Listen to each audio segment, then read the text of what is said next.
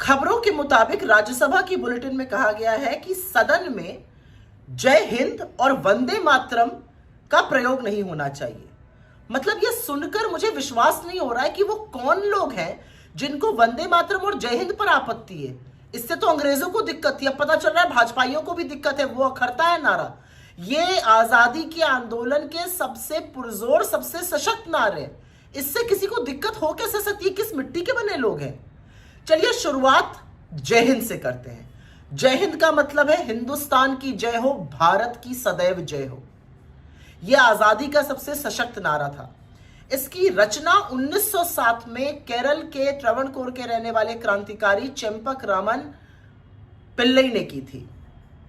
वो भारत के बाहर सक्रिय थे, जर्मनी वगैरह जगहों पे। 1914 से 18 के बीच में भारत के जो क्रांतिकारी बाहर रहते थे और आजादी की लड़ाई लड़ रहे थे, उसको, इस नारे को, जय हिंद को उन्होंने अपना उद्घोष बनाया, अपना अभिवादन बनाया।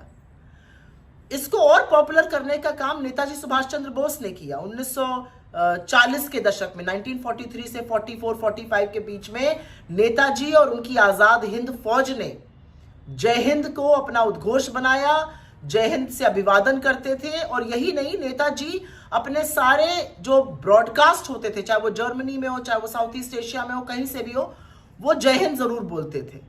उन्होंने इसको इसलिए चुना था क्योंकि ये धर्मनिरपेक्ष था, ये लोगों को जोड़ता था।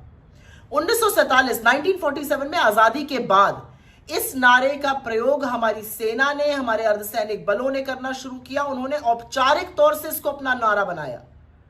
आज भी हर भारतीय सेना, अर्धसैनिक बलों का जो दिल और जज्बा है वो जय हिंद से गूंजता है। यही नहीं, आजादी के बाद प्रथम प्रधानमंत्री पंडित नेहरू ने इसको और लोकप्रिय किया।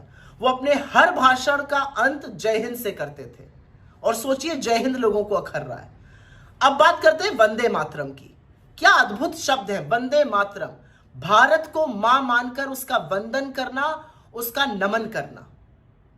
और इसकी रचना जो थी वो 1870 में बंकिम चंद्र चटर्जी, बंकिम चंद्र चट्टोपाध्याय, उन्होंने की थी।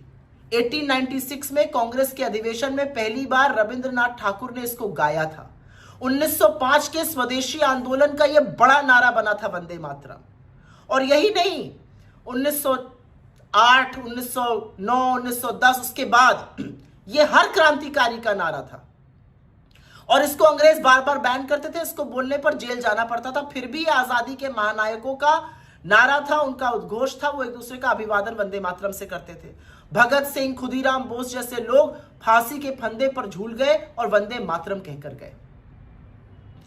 जब 1950 में भारत का संविधान अडॉप्ट हो रहा था, तो भारत की संविधान सभा ने वंदे मातरम को राष्ट्रीय गीत के तौर पर, औपचारिक तौर पर अपनाया। इन लोगों को इससे दिक्कत है।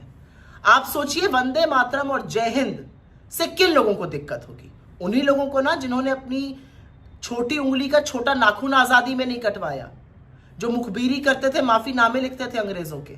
आज उनको इन नारों से दिक्कत है। इन लोगों को पहचानिए। जय हिंद, वंदे मातरम।